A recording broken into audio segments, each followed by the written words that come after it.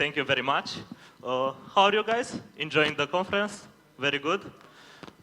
Before actually starting the presentation, I want to ask some questions.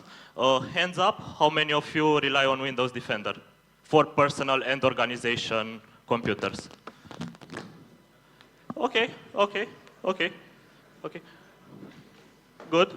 The next question, from those people, how many of you are confident about this decision?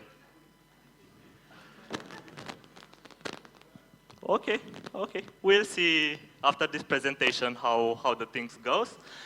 A little bit about myself. I'm founder of Zero Attack Security, co-founder of Cyber Union, two cybersecurity service providers. I'm trainer for some entities, and also speaker to some conferences, and also part of the AAC Council Certified Hacker Scheme Committee. And as a note, I'm not responsible for the Nmap questions. Also, I write some articles on Medium, and that's it. Good. So, agenda for this presentation. Firstly, we will take a look into the scenario, the proposed scenario. Next, we'll explain how AMSI bypass works, how execution policy bypass works, how we can put everything together in a payload runner, and after this one, how to deploy the attack using a bad USB. So, and yeah, after that, a demo and some post-exploitation persistence and prevention tips. So, the scenario. We have Bob. Bob goes smoking in the parking lot, and he finds a device like this. What Bob will do? He went to his office and just introduced the USB into the computer, laptop, whatever he has there. What happened in the background?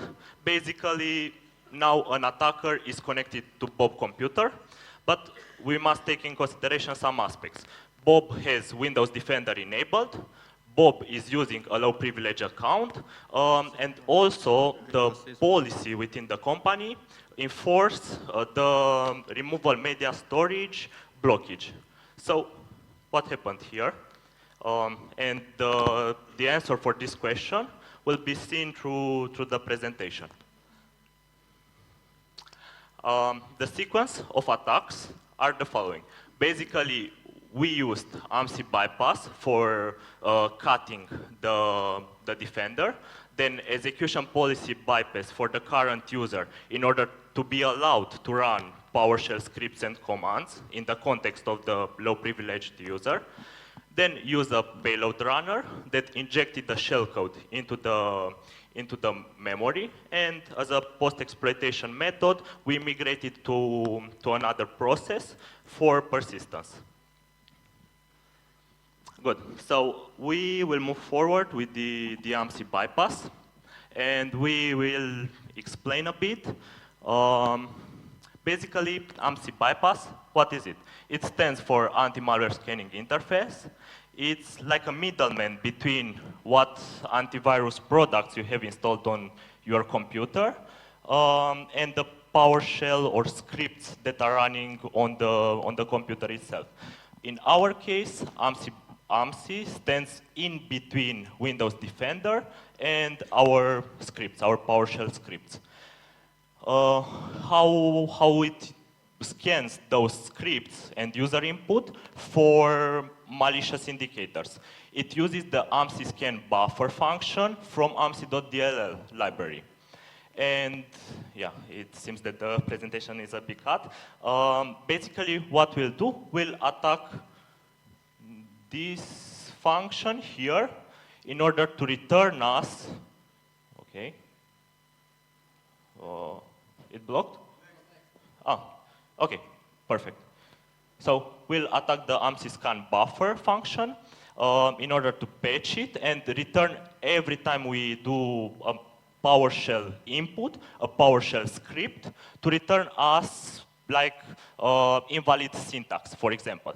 And here is the trick that if AMSI returns invalid arguments or invalid syntax for scanning, it will pass the script to be executed by default.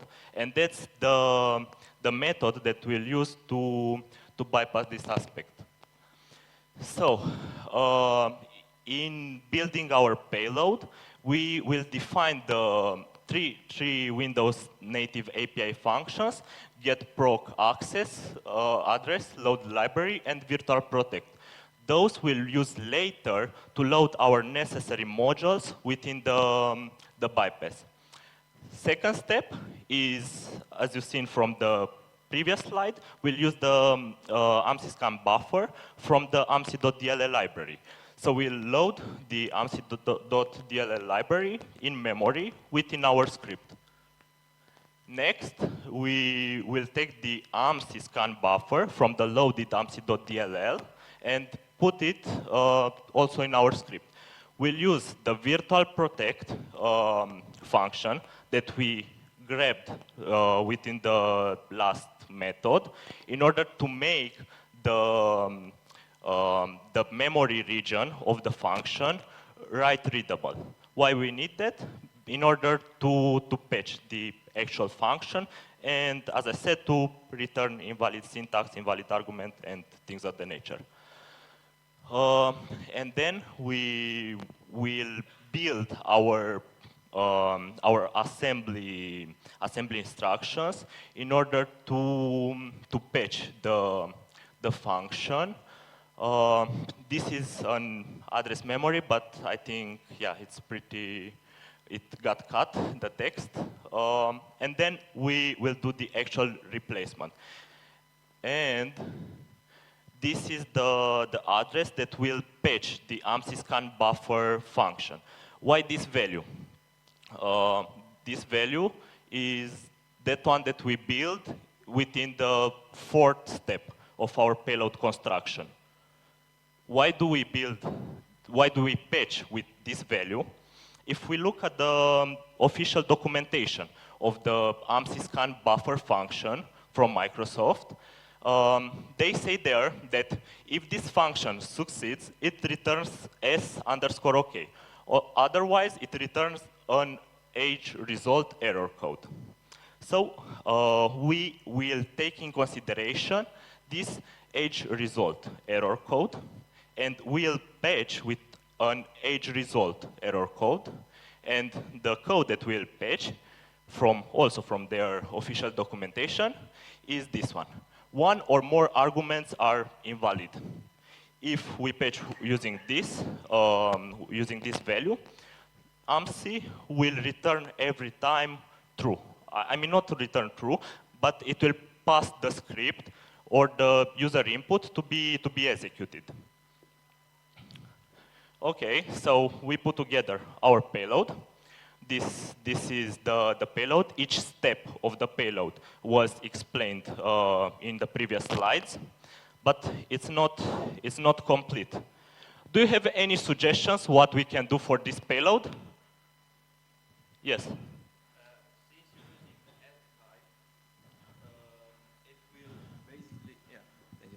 So since you're using add type, it will basically compile the C# code, and it will leave some tracks, like some, what's it called, artifacts on disk, and it can be detected by the anti-malware solution. It is saved in temp, in the temp directory it will save.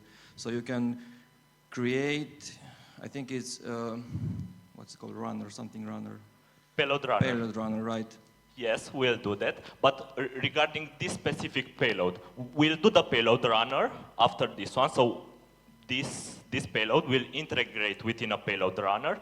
But before that, what we can do to evade detection for this payload, especially if we are thinking about static detection. Strings. Strings, okay, okay. AMSI string, there's a AMSI.dll string, AMSI scan buffer string. Yes, exactly, obfuscation, actually. So we'll play with strings, with concatenation, and things of that nature. We can use the invoke obfuscation from PowerShell. It's a module that allows you to obfuscate your payload. And we have here a final AMSI bypass payload using obfuscation. So, next one, execution policy bypass. How many of you have gotten into the situation where you were shown a red flag in PowerShell and you are not able to run a script or import a module? Hands up? Okay, good, perfect. That's the execution policy that we are addressing. How can this one be bypassed? Basically, execution policy works on multiple levels of access. It works for current machine, current user, or the whole organization. What we can do, this is a default Windows policy, execution policy.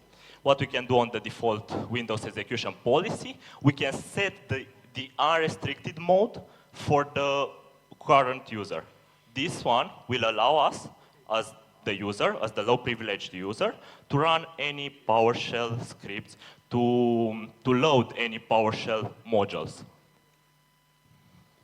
Good, so we tackled the AMSI bypass and also the execution policy bypass. Now we will take a look over the payload runner. Why we need a payload runner? Basically, we need it in order to import what we did previously and our shellcode directly into the memory. Everything is being done fileless using this USB stick. So, firstly, we should have a lookup function, which basically we'll use later for searching, for searching for assembly references. And this one, it's pretty hard to explain, and we don't have much time. Basically, we'll use it to search some references from other libraries and things of the nature that we'll use later in our payload runner. Good. Then we have the get delegate type function. This one is used to set the argument types, because PowerShell does not know some argument types that are using in C#. Because all we do, we convert to PowerShell. So, okay. Then the third step would be to allocate the memory using the virtual alloc function from kernel 32 DLL, and this is where we use the lookup func and get delegate type. Because, as I said, PowerShell doesn't know about all those argument types, so we needed to look up firstly the function in the kernel 32 DLL, and then getting the argument types. Then we generate the shellcode, our reverse shell, using MSV Venom or any other C2 framework you want, or shellcode generator you want. Then we will import our payload, our shellcode, into the payload runner and execute it with a Marshall copy within our read-writable memory that we just previously allocated, and just execute it at the final with create thread function from kernel 32.dll. Good, so we have the payloads. You can try this one from a computer to another computer, but what is most useful, we need to create a silver bullet for this payload to run very efficient. So we'll use a bad USB. How many of you played with bad USBs? Okay, perfect.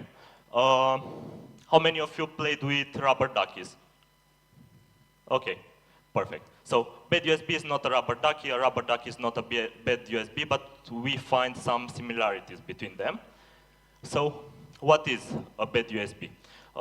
Similar to rubber ducky, it's basically a keyboard and a mouse, and it can bypass the removal media storage filters because it uses other identifiers than an external hard drive or something like this. So, how can we develop payloads for bad USB. They use C++ syntax, which is pretty bad.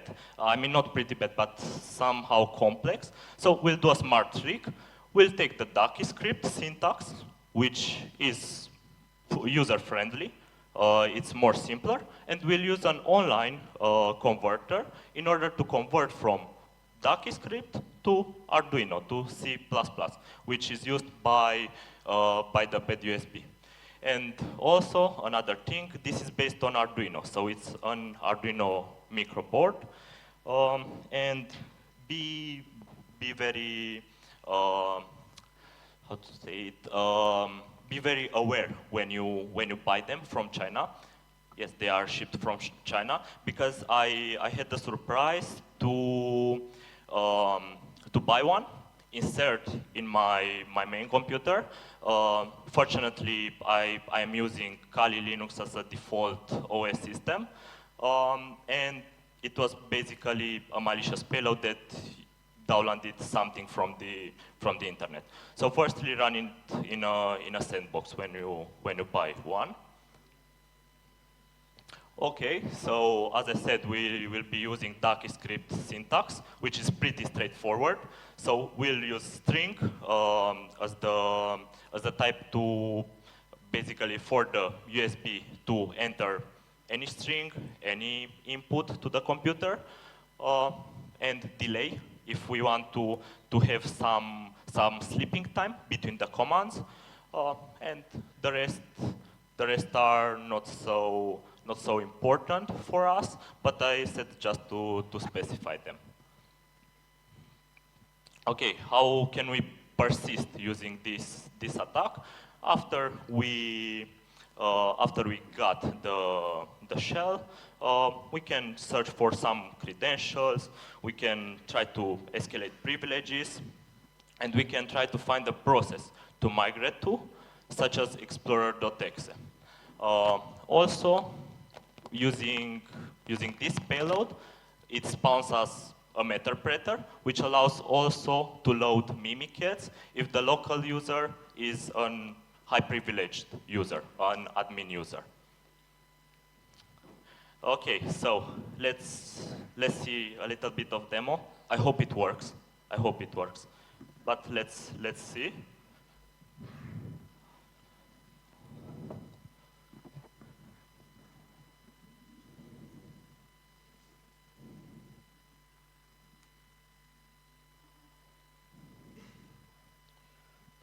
Just 1 second.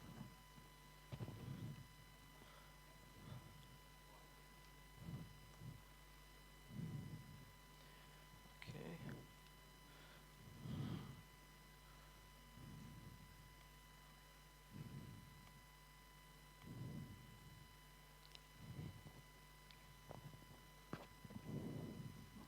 Okay.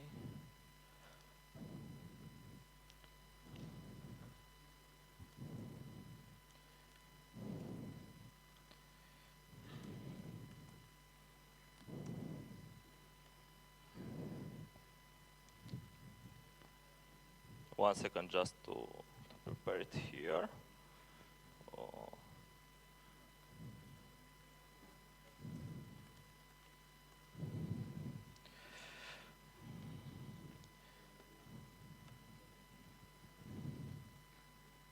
Okay, so we will be using a Kali machine, which is on the internet itself, and a Windows machine as the victim.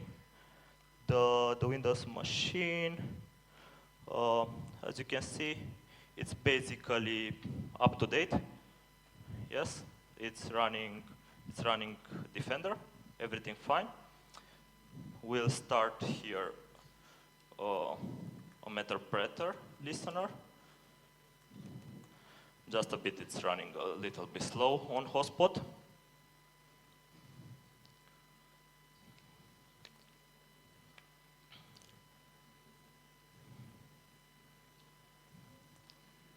Okay.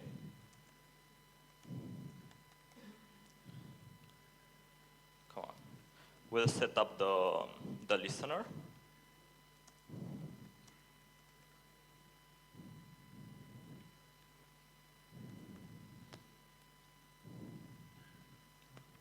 reverse plane TCP,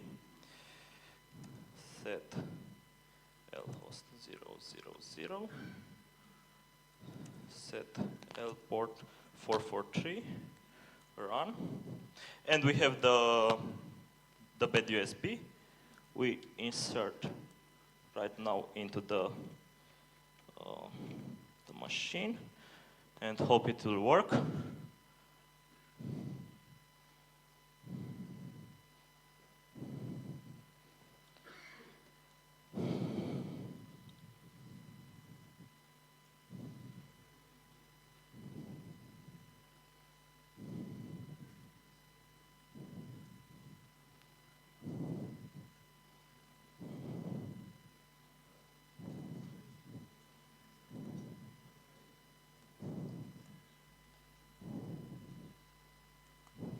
There we got it.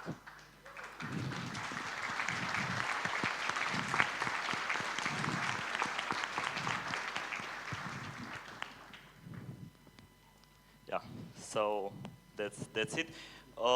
Let's take a look over. Can you put the Kali one on the main screen? I want to show how it looks in Arduino. So, perfect. What we'll use basically to edit this bad USB is basically Arduino compiler. And 1 second, let me see. I have it here. Oh, just 1 second.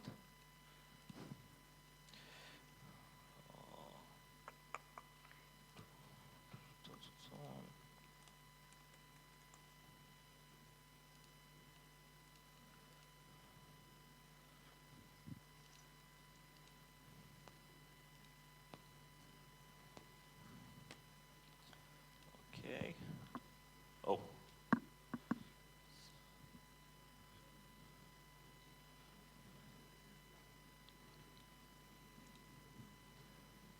Okay, I found it. So the problem is that those little USBs have just a small portion of memory that you can write code with, and you should compress somehow the payloads. For example, we use where it is.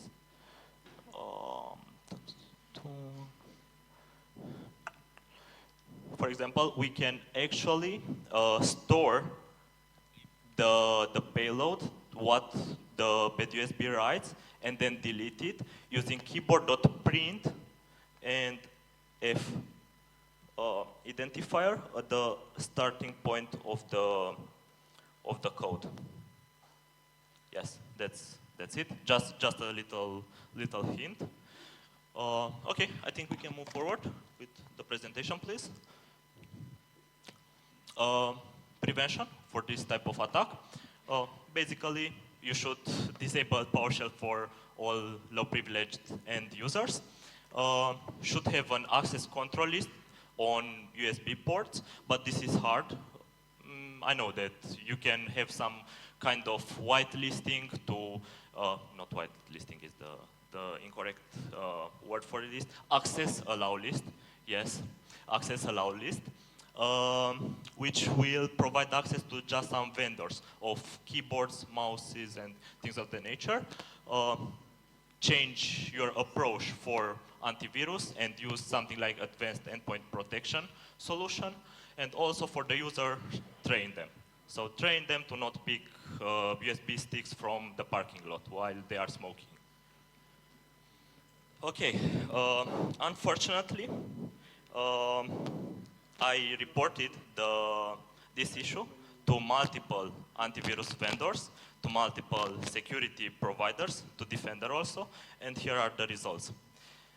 Microsoft is not considering this worth their attention, unfortunately. the research was tested on 20 antivirus vendors, free trial versions. 7 from 20 spawned a Meterpreter reverse shell, which allowed also Mimikatz to be run into the memory and extract credentials. 9 from 20 spawned only a normal reverse shell, and 4 from 20 blocked the attempt. I'm not disclosing the AV vendors' names or things of the nature, but the issue was reported to all that allowed. 16 allowed, yes. Okay, and a little announcement. We are working on a very interesting project at the national level, which is the National Cybersecurity Training Center of Excellence, which will be starting from the next year. So I hope that this will provide opportunity for students, for people that want to get into this domain, to learn more, and to form a beautiful career path. And I think that's it. Thank you very much.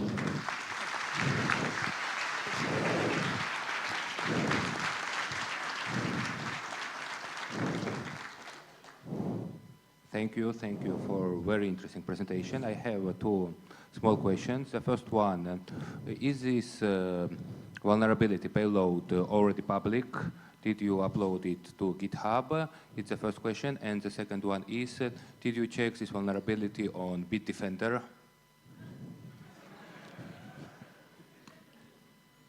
I'll not answer to the second question.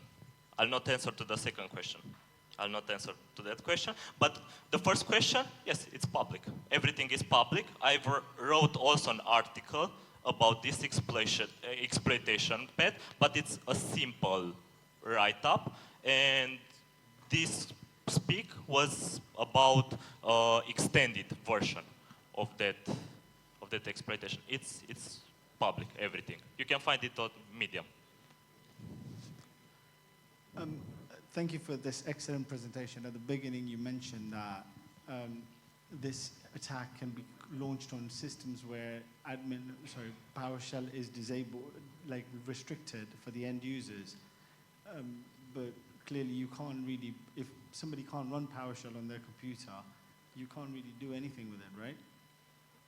Right. Or is there another function, which is the content language mode for PowerShell, but that one can be also bypassed. So in a group policy, if you disable PowerShell command prompt and they have no user, the user doesn't have admin rights, yes. How will you be able to run anything onto it? For the high privileged users, basically. Yeah. So allow it for high privileged user. High privilege will not actually insert a USB without checking their computers or even checking what's on the USB, right? Yes, but for normal users, I do not see really the point when they need to access PowerShell. Yeah, that's why we keep it disabled. Yes. But initially you said that it could be overwritten, even if PowerShell was disabled. Or was it just command prompt? No. I was talking about content language mode for PowerShell. Oh, right. Yes, okay, which is a sandbox for PowerShell commands and scripts. Fair enough. No, thank you.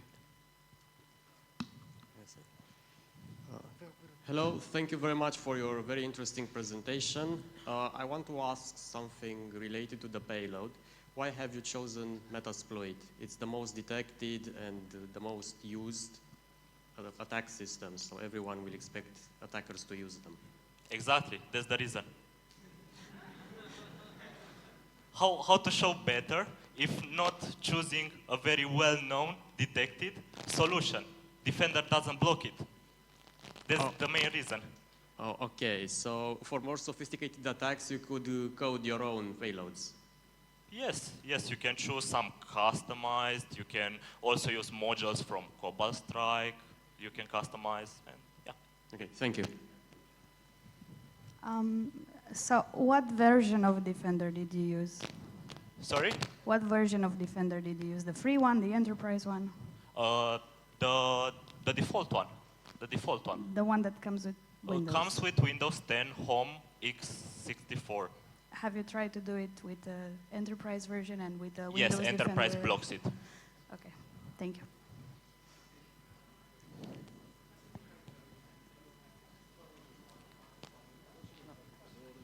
Hey, so what's the actual root cause in this whole exploitation chain? What's the technical issue actually? It's a chain of technical issues. Firstly, the AMSI. So the defender must notice when the AMSI is patched.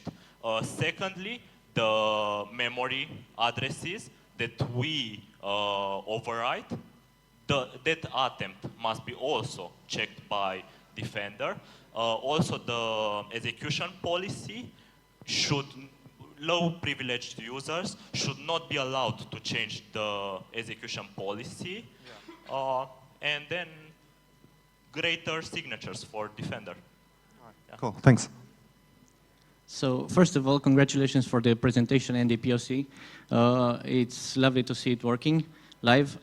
This is more like a philosophical question regarding the AMSI protection. What would trigger a security developer to allow the bypass of an invalid argument into a security product?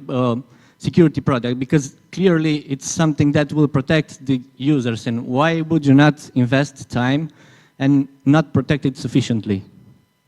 Yes, so your question is basically regarding the age result that we... Yeah, I mean, why would you prefer to pass some arguments instead of blocking them if you're talking about securing a product that should protect the users? I don't know, that's a question for developers, I think. No? I mean, I see it as a single point of failure, because if you fail to protect that one, it's easier to develop that exploit. So why wouldn't you take into consideration blocking the arguments instead of forwarding them? Okay. Basically, because it's by default, it allows you to pass the script. You can choose any error code from there. So I chose one random from the documentation. You can choose any error code, and once the age result is returned to the user, basically it will pass the execution of the script, of the PowerShell script.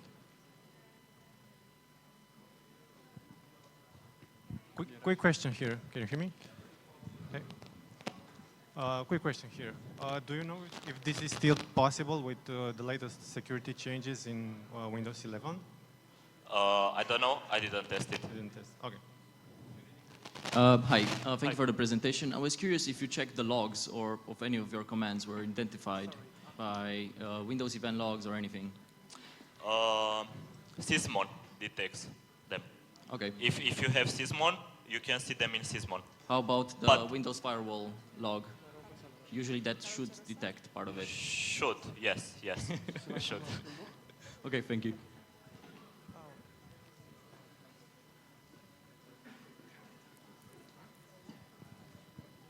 Hello. So I've seen that you've used PowerShell for the exploit itself, and I was thinking maybe if you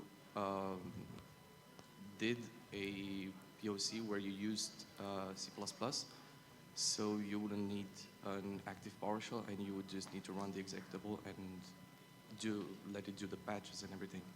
Yes, so C++ was used to encode the payload, the PowerShell payload, into the bad USB device.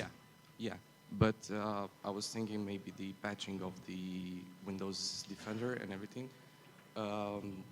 could be done in C++, and you wouldn't need PowerShell, and maybe you could bypass some other protections, for example, on execution policies. And yes, it's possible. C#, C++, Visual. Yeah, I was just thinking if you did that. No. Okay. I relied on PowerShell. One question from me. So thanks a lot for the presentation. Here, okay. In the back. Okay. Here. I was curious, how come data execution prevention didn't prevent you from writing to the DLL? I don't know.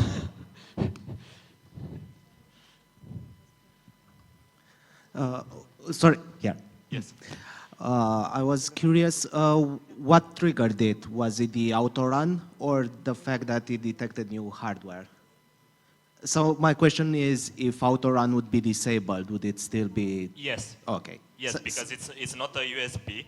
It's not a removal media storage. It's a keyboard. device, yeah. Yes. Okay, so it's the hardware detection that triggered it. Yes. Okay.